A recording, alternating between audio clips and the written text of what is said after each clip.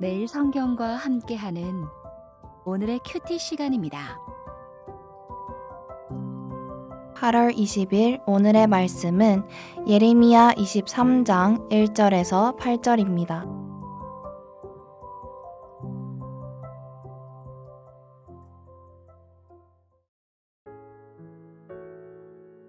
여호와의 말씀이니라. 내 목장의 양떼를 멸하며 흩어지게 하는 목자에게 화 있으리라. 그러므로 이스라엘의 하나님 여호와께서 내 백성을 기르는 목자에게 이와 같이 말씀하시니라. 너희가 내 양떼를 흩으며 그것을 몰아내고 돌보지 아니하였도다. 보라, 내가 너희의 악행 때문에 너희에게 보응하리라. 여호와의 말씀이니라. 내가 내 양떼에 남은 것을 그 몰려갔던 모든 지방에서 모아 다시 그 우리로 돌아오게 하리니 그들의 생육이 번성할 것이며 내가 그들을 기르는 목자들을 그들 위에 세우리니 그들이 다시는 두려워하거나 놀라거나 잃어버리지 아니하리라. 여호와의 말씀이니라. 여호와의 말씀이니라. 보라, 때가 이르리니 내가 다윗에게 한 의로운 가지를 일으킬 것이라. 그가 왕이 되어 지혜롭게 다스리며 세상에서 정의와 공의를 행할 것이며 그의 날에 유다는 구원을 받겠고 이스라엘은 평안히 살 것이며 그의 이름은 여호와 우리의 공이라 일컬음을 받으리라. 그러므로 여호와의 말씀이니라.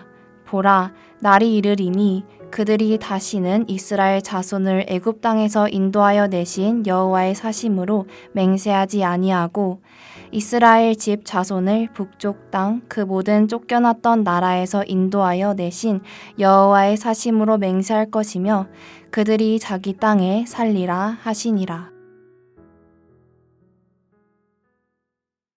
한 주간 기다려온 주일 아침입니다.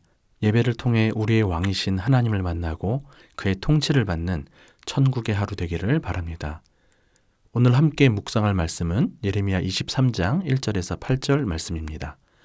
주된 내용은 불의한 지도자들을 심판하시고 의로운 새 지도자를 세우시겠다는 말씀입니다. 지도자가 얼마나 중요한지는 굳이 설명하지 않아도 다 알 것입니다. 나라의 정치 지도자들이 부패하고 무능하면 백성의 삶은 힘의 원리가 지배하는 정글과 같아질 것입니다. 하물며 하나님 나라의 심장부인 교회의 지도자들이 부패한다면 이보다 더 큰 나라의 재앙이 어디 있겠습니까? 오늘 본문은 악한 지도자들에게 화를 선포하는 것으로 시작합니다. 1절에 보면 목자로 상징되는 지도자들의 가장 큰 문제가 양들을 흩어지게 하는 자들이었음을 확인합니다. 그들은 양떼인 백성들을 먹이고 돌보고 길러야 했습니다. 2절에 기르는 목자라는 표현은 히브리어로 하로임으로 문자 그대로 풀면 기르는 자라고 할 수 있습니다. 지도자의 가장 중요한 책무가 기르는 것임을 강조하고 있는 것입니다. 그런데 그들은 오히려 흩으며 심지어 몰아내기까지 하는 자들이었습니다. 이 부분에서 대한민국과 한국 교회의 가슴 아픈 현실을 마주하게 됩니다.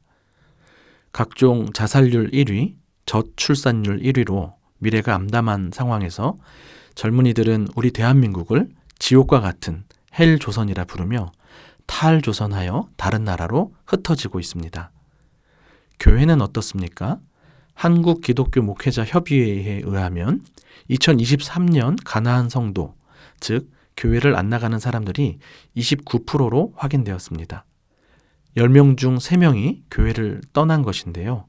더 심각한 것은 이미 가나안 현상이 시작된 이후였던 2012년에 비해서 3배가 늘어 그 추세가 무섭다는 것입니다. 그런데 가나안 성도가 된 두 번째 이유가 바로 교회 지도자들에 대한 불만이었습니다. 또한 ARCC 연구소에 의하면 최근 청년들의 교회 일탈 요인 1순위가 목회자에 대한 실망으로 보고되고 있습니다. 다시 말해 양떼를 멸하여 흩어지게 하는 목자들은 수천 년 전 유다에만 있었던 것이 아니라는 것이죠. 이러한 지도자들을 하나님은 가만두시지 않습니다. 목자에게 화 있으리라는 말씀의 언어 유희가 나타나는데요. 로임에게 로하가 임할 것입니다. 다른 성경과 마찬가지로 예레미야서에서는 언어 유희가 아주 빈번히 나타납니다. 아마도 독자들에게 의미를 강조하고 관련 단어를 묶어서 이해하고 기억하게 하기 위함일 것입니다. 로임에게 로하가 임할 것입니다. 즉, 목자를 생각하면 자연스럽게 화가 떠올려지는 것이죠. 이러한 언어 유희는 2절에도 나타납니다. 목자들이 양들을 돌보지 않았다라는 파카드라는 단어는 같은 절에 너희에게 보응하리라라는 단어와 같습니다. 양들을 파카드, 즉 돌보지 않는 지도자들에게 힘이 파카드, 즉 하나님이 돌봐주시겠다, 친히 손봐주겠다는 것입니다. 한편으로는 흩어진 양들을 하나님이 돌보실 것이라는 것을 암시하기도 합니다.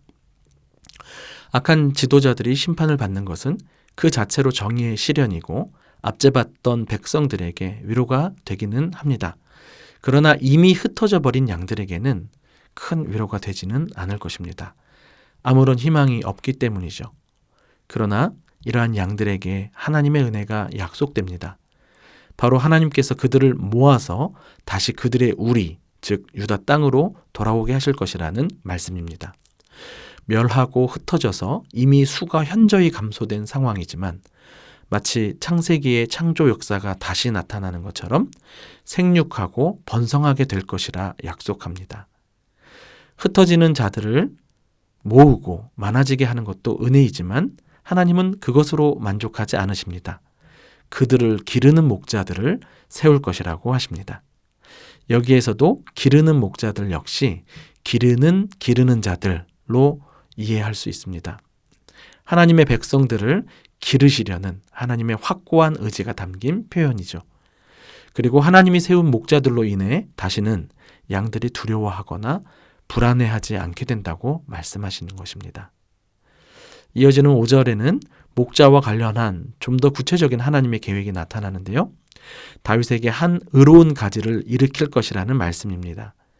여기 나타난 가지라는 단어는 히브리어로 째마흐인데 스가랴 6장 12절에 싹이라 이름하는 자를 말할 때의 싹, 곧 단단한 흙을 밀치고 나오는 새 순을 가리키는 단어입니다. 다른 예언서 곳곳에서 지혜와 정의의 통치자가 될 것이라고 자주 예언된 바로 그 싹입니다.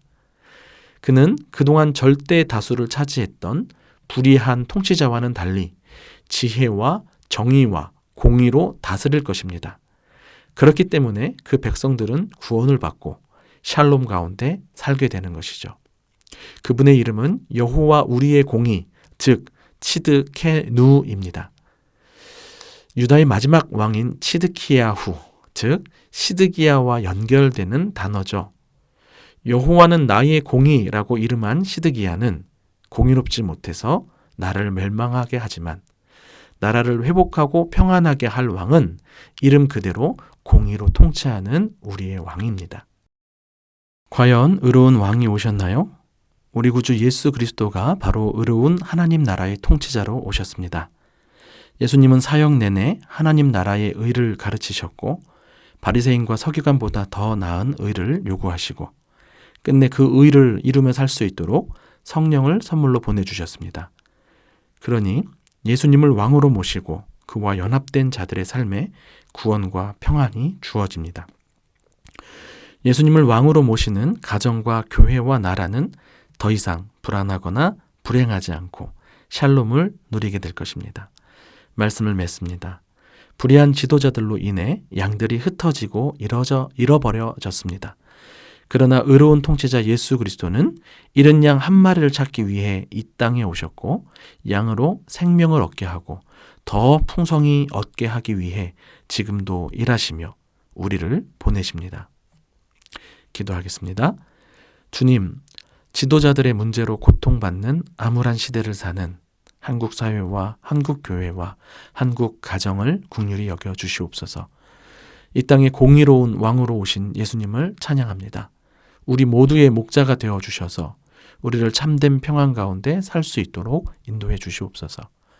그리고 우리로 하여금 우리의 의로운 목자 예수님을 널리 전하며 하나님 나라로 인도하는 삶을 살 수 있게 도와주옵소서. 여호와 우리의 공의의신 예수 그리스도 이름 받들어 기도합니다. 아멘.